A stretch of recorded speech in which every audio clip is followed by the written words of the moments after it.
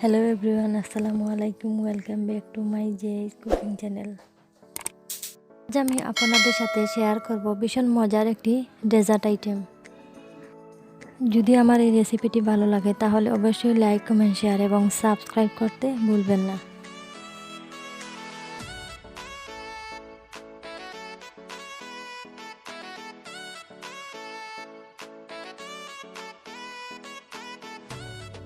এখানে আমি প্রায় 2 কাপ তরল দুধ নিয়েছি। এখানে আমি প্রায় 3 টেবিল চামচ দুধ নিয়েছি। এর মধ্যে 1 টেবিল চামচ আগার পাউডার দিয়ে ভালো করে মিক্স করে নেব।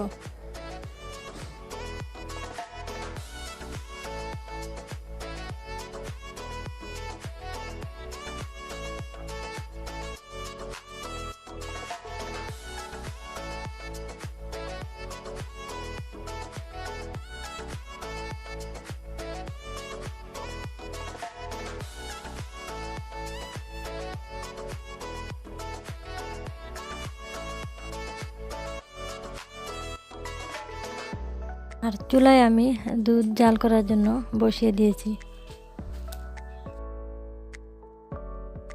এখানে আমি প্রায় 2টো সাদা এলাচ দিয়ে দেব।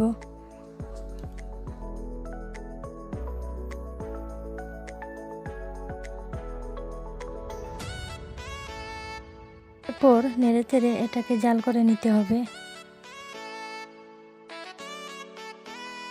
এটা প্রথমে খুব ভালো করে বলক তুলে নিতে হবে। এ পর্যায়ে চুলার আঁচটা কমিয়ে দিতে হবে যেন বলক এসে পড়ে না যায়। পর্যায়ে আমি হাফ কাপ চিনি দিয়ে দিব। এখানে যার যার ইচ্ছে মতো চিনি বাড়িয়ে কমিয়ে দিতে পারেন।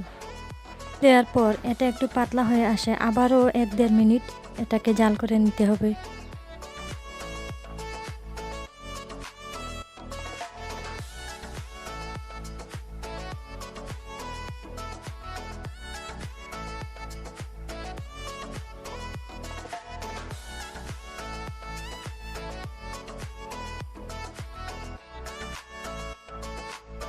এ পর্যায়ে আমি এলাচ 2টো তুলে ফেলে দেব।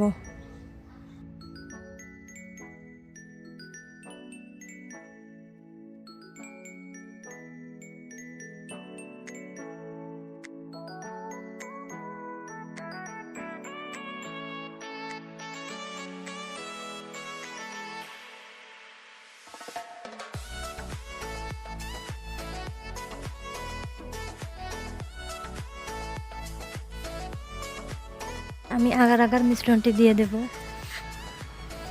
আগার মিশ্রণটি দিয়ে ভালো করে নেড়ে নিতে হবে যেন তলানিতে না লেগে যায়। ভালো করে মিক্স করে নিতে হবে। এখন নাড়ার পর দেখবেন এটা অনেকটাই ঘন হয়ে আসছে। এ পর্যায়ে নামিয়ে নিতে হবে।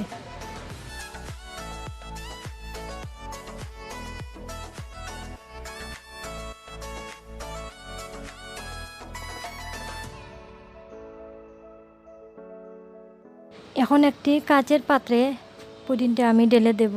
আমি এই কাচের পাত্রে পুডিংটা সেট করব। অল্প একটু পুডিং আমি একটি প্লাস্টিকে ঢেলে দেব। পুডিংটা ঠান্ডা হয়ে জমে না পর্যন্ত এটাকে নাড়াচাড়া করা যাবে না। এখানে আমি প্রায় 2 কাপ পানি দিয়ে দিচ্ছি।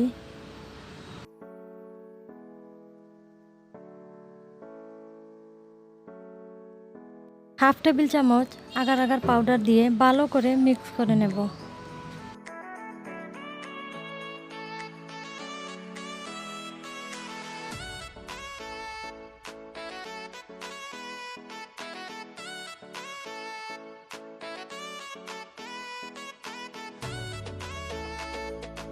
এখানে আমি প্রায় 2 টেবিল চামচ চিনি দিয়ে দেব।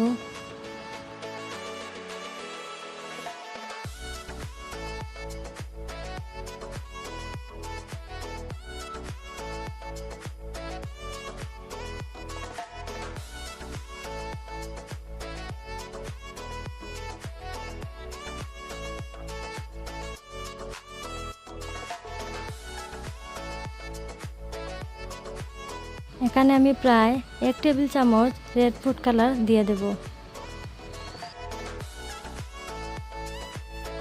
আপনারা আপনাদের যে কোনো পছন্দের কালার মিক্স করে নিতে পারেন।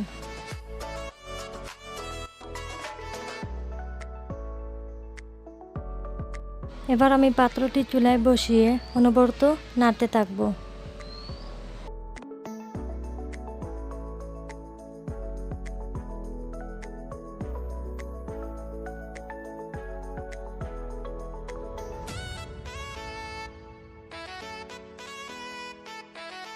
এখানে আমি প্রায় হাফ টেবিল চামচ লেবুর রস দিয়ে দেব।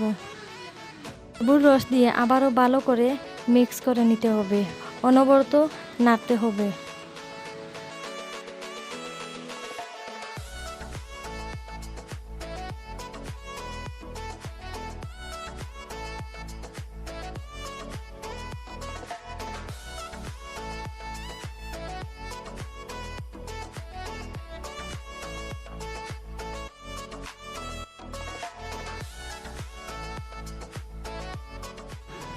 যখন দেখবেন অনেকটাই ঘন হয়ে এসেছে তখন নামিয়ে ফেলবেন।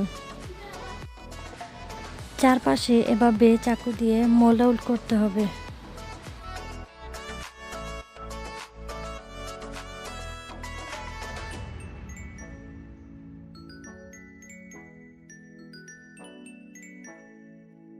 এখন গরম গরম জেলো মিশ্রণটি দিয়ে দেব।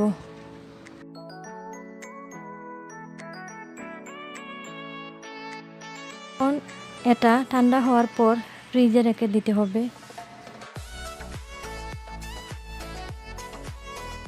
আমি ফ্রিজ থেকে এটাকে বের করে নিয়েছি।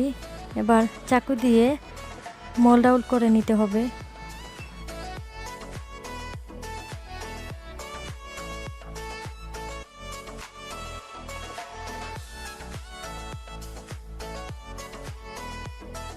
হয়ে গেল আমার ভীষণ মজাদার জেলো মিল্ক পুডিং।